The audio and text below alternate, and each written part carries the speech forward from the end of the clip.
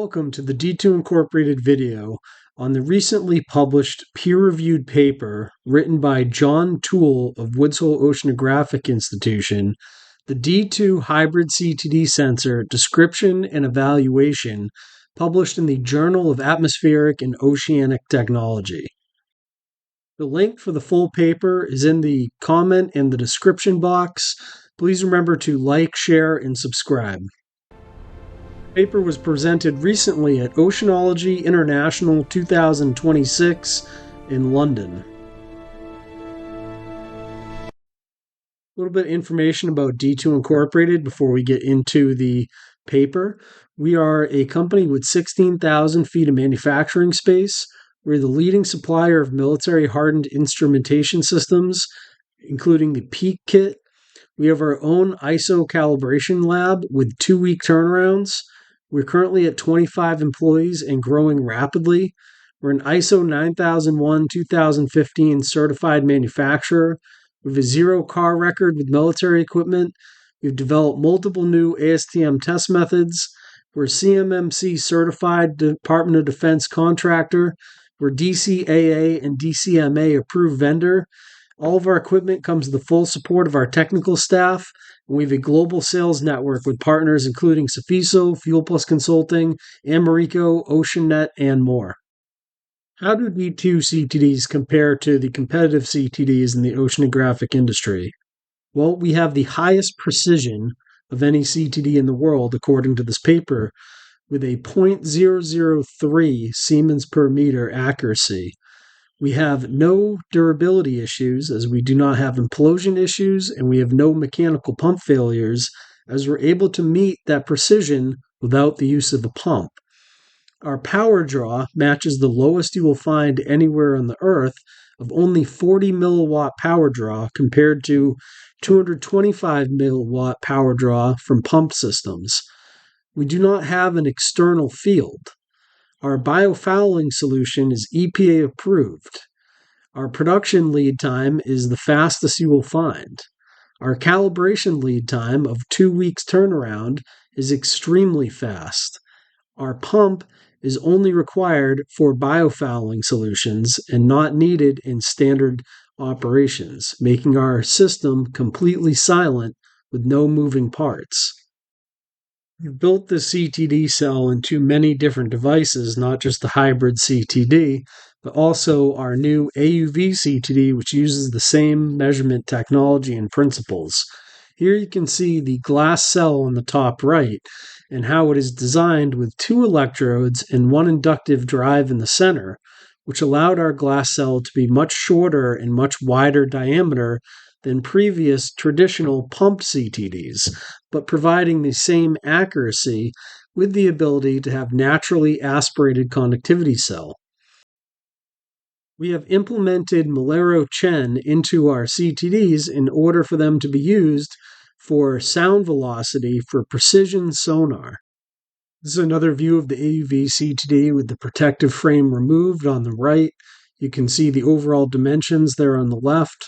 Has an RS-232 real-time data output and internal memory, has high accuracy pressure transducer, has a standard hydraulic MS port for calibration, has the D-2 Hybrid CTD free flushing closed field connectivity cell, has a full-length high-speed temperature thermistor, and the top is a Delrin curved top plate customizable to match vehicle outside diameter. The hybrid CTD, which uses the same conductivity cell. This is deployed to 11,500 meters max depth so far, achieving 17,000 psi, and these have been deployed into the Mariana Trench by RV Dagon and Inkfish. This is a close-up of the closed field connectivity cell. The glass tube you can see is extremely wide diameter and also a straight glass tube which allows it to do naturally aspirated connectivity, also known as free-flowing connectivity, and still be able to read extremely small changes in the ocean with extreme precision. On the screen you can see the ice-tethered profiler CTD that we provided, which was a OEM version of our CTD that was built to fit into the side of the existing Woods Hole Oceanographic Institution ice-tethered profilers that are deployed up in the Beaufort Gyre.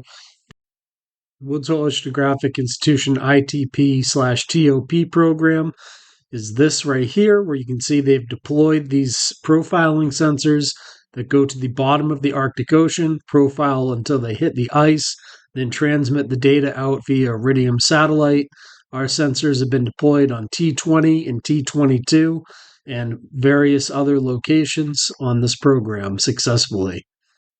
I've been working with Woods Hole Oceanographic Institution on this paper that was published by John Toole from WHOI in the Journal of Atmospheric and Oceanic Technology. The paper has now been peer-reviewed and published. It's titled the D-2 Hybrid CTD Sensor, Description and Evaluation. And this was a study done by an independent third party, Woods Hole Oceanographic Institution, and one of the world's leading oceanographers, John Toole. The abstract for the paper reads as such: a recently developed oceanographic sensor from D-2 Inc., named the Hybrid CTD for its novel, freely flushing, fully internal field connectivity sensor, and conceived in part to improve the resilience of ocean observing, is described and performance assessments are discussed based on static and dynamic laboratory calibration work. These are complemented by ocean observations obtained by piggybacking sensors on research cruises to the Arctic in the late summer of 2024 and 2025, and offshore Bermuda in the spring-summer of 2025. Building on an evaluation development program initiated in 2018, focus here is on CTD technology established in the spring of 2024.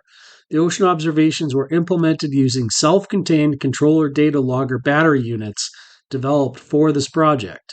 The subsystem is also documented. Based on the study, the hybrid CTD is judged ready to join the pool of operational sensors used for ocean observation.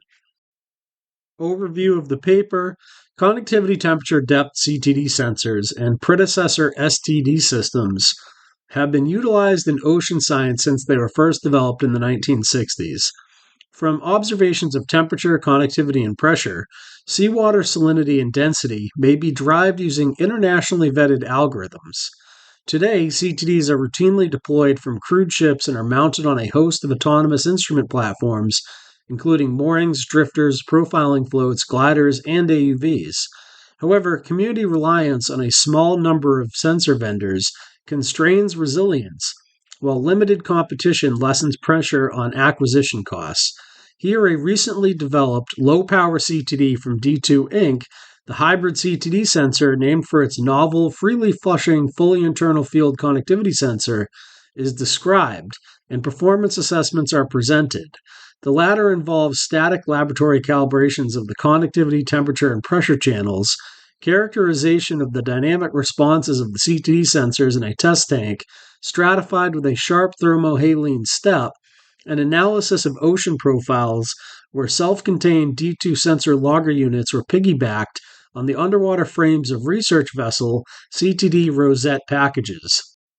Procedures taken: following a small business technology transfer award to D-2 Inc. to initiate development of the hybrid CTD sensor, a joint project between the Woods Hole Oceanographic Institution and D-2 Inc. was conceived, under which CTD units were fabricated by D-2 and then jointly evaluated in laboratory and deep ocean settings. CTD units were constructed to be capable of full ocean depth operation, facilitating deployment on cruises of opportunity, to automatically initialize and stream raw sensor data when supplied power, and to terminate the data streaming and gracefully shut down when electrical power is removed. To power the CTDs and acquire data, separate controller logger battery units and their own pressure housings were designed and fabricated at WHOI. A total of 5 CTD logger systems were built, allowing sensor-to-sensor repeatability to be explored and field deployments to be conducted that overlapped in time. Laboratory dynamic response assessment was performed at Clark Laboratory at Woods Hole Oceanographic Institution, pictured in the background. To characterize the dynamic response of the D-2 hybrid CTDs, prototype instruments were evaluated in the double diffusive test tank at WHOI. The 10-meter tall tank exploits the physics of double diffusion to establish a sharp interface between warmer, saltier water at tank bottom and cooler, fresher water above. We focus on the data collected by CTD SN 1565 on August 8, 2024, when the interface was roughly 2 meters below the tank surface. On this day, the lower layer temperature was approximately 28.4 degrees Celsius, with a salinity of 13.6 pss, giving a conductivity of 24.2 microsiemens per centimeter, while the upper layer was approximately 20 degrees Celsius, 0.25 pss, and 0.47 microsiemens per centimeter. The interface between the two layers was judged by shadowgraph image to be approximately 10 centimeters thick.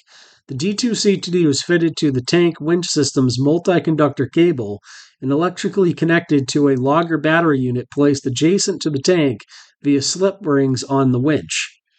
The CTD was lowered through the interface at profile speeds ranging between 0.5 and 1 meter per second, with the return back to the surface at 0.05 meters a second to minimize stirring about the interface. Between runs, the CTD was held near the top of the tank for 5 to 10 minutes, allowing waves and turbulence generated by the sensor traverse to die down. For these tests, the D-2 CTD was programmed to sample and stream data at a rate of 7.4 Hz. Analysis of the resulting data followed procedures discussed by Schmidt et al. So what was the analysis of this test? The dynamic response analysis. Hybrid CTD data from the downgoing segments of each lowering in the Hui dynamic response tank were converted to physical units by applying the static laboratory calibration scalings. The resulting profile data revealed the response characteristics of the hybrid CTD's temperature and conductivity sensors.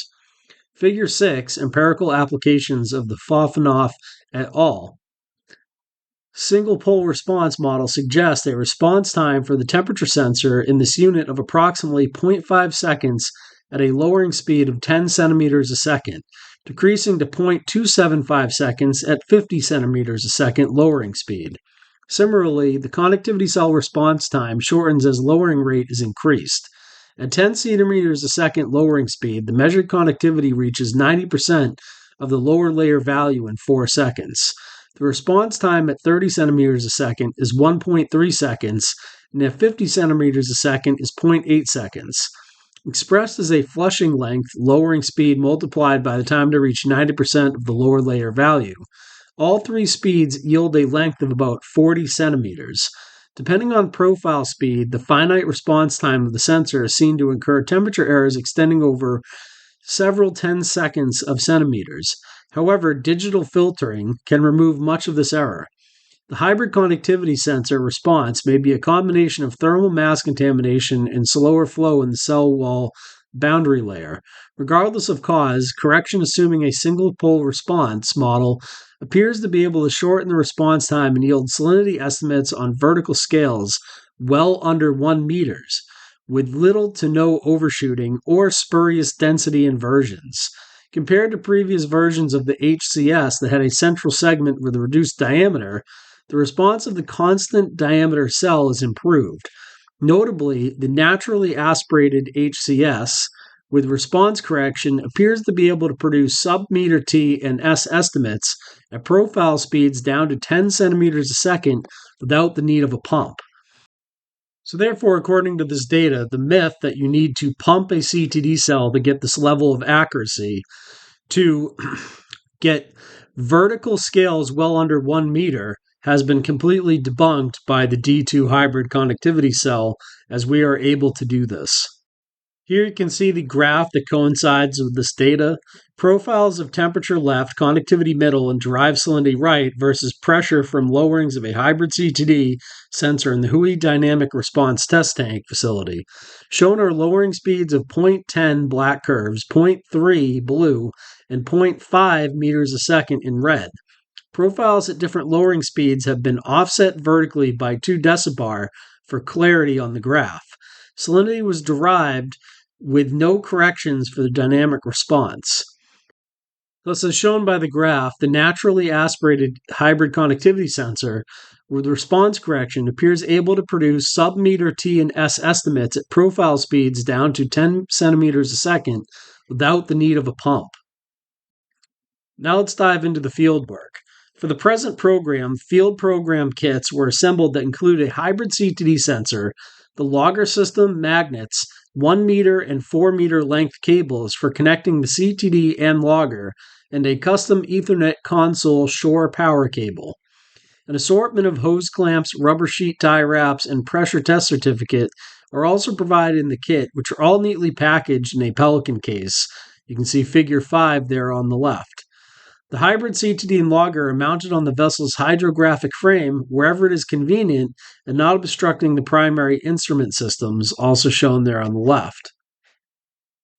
Now the assessment of ocean observations. A total of 59 full-depth piggyback casts were performed with the hybrid CTD serial number 1566 during the 2024 Beaufort-Guyot Observing System cruise aboard the CCGS Louis Saint Laurent. Maximum pressures sampled at each station ranged from 38 to 3,904 decibars, also known as meters, with half of the casts reaching below 2,500 dbar. Overplots of the hybrid and the ship CTD, and the ship CTD was a Seabird CTD, data show good agreement. Figure 7, which is coming up next. Notably, the correction of the hybrid CTD connectivity estimates for changes in cell volume with pressure and temperature were based simply on the thermal expansion and bulk compressibility of the borosilicate glass tube material.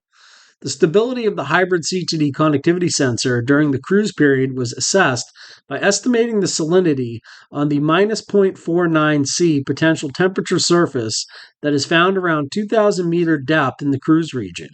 For each pair of ship and hybrid CTD pressure bin profiles, a cubic polynomial was fit to the salinity potential temperature relationship between 0.5 and 0.48 C, and evaluated at 0.49 degrees C.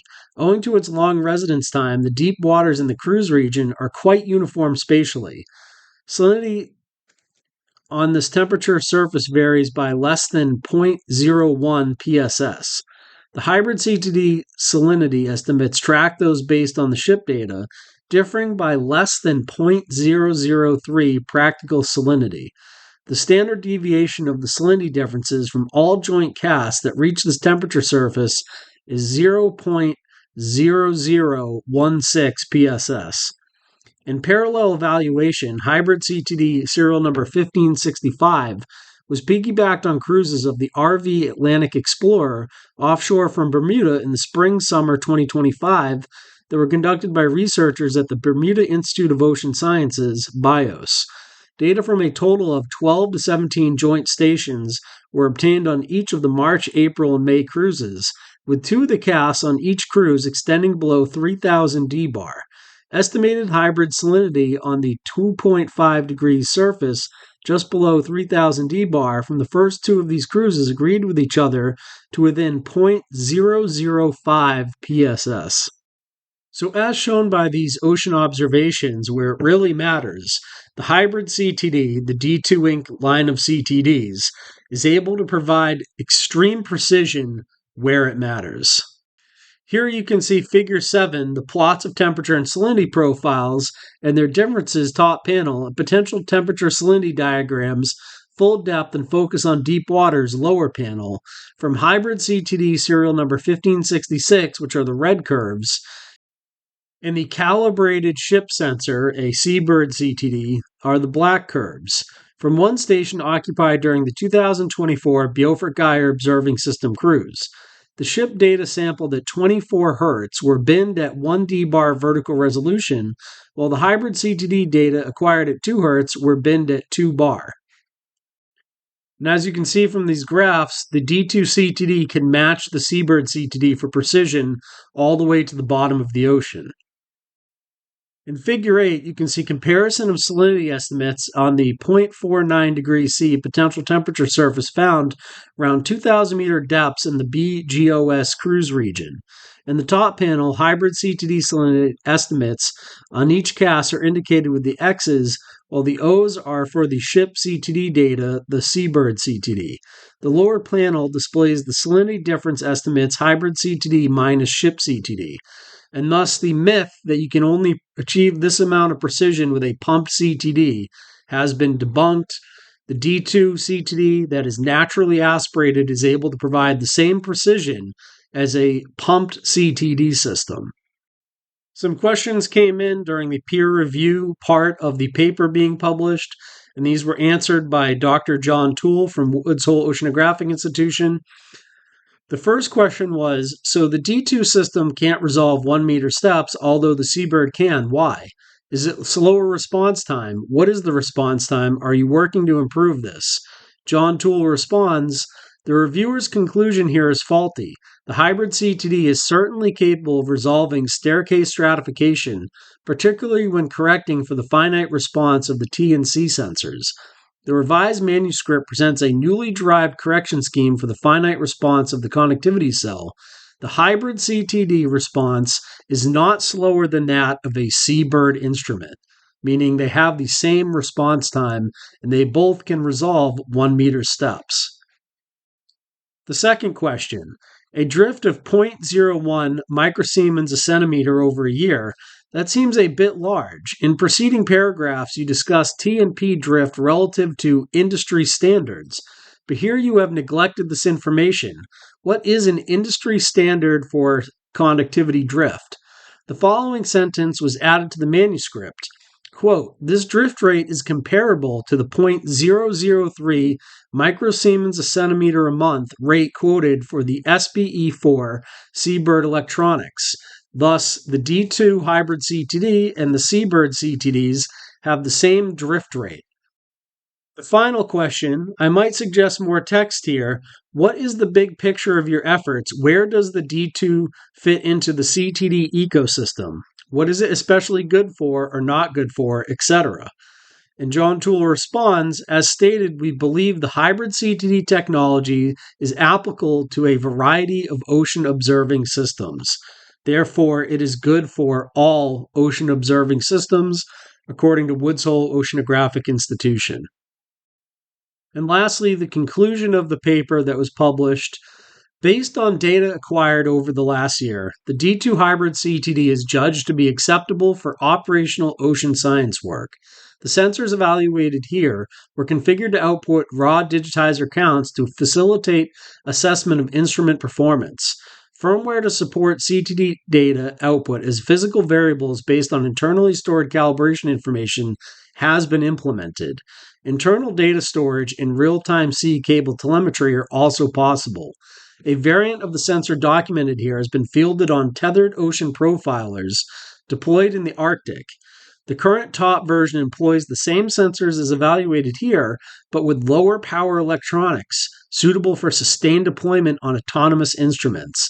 A next logical step in the advancement of this technology is evaluating its use on profiling floats, gliders, and AUVs.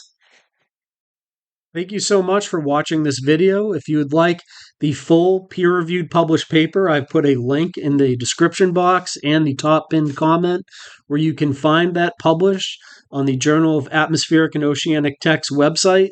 And for more information on our CTDs, please visit www.d-2.com and contact us, and we'd be more than happy to help you.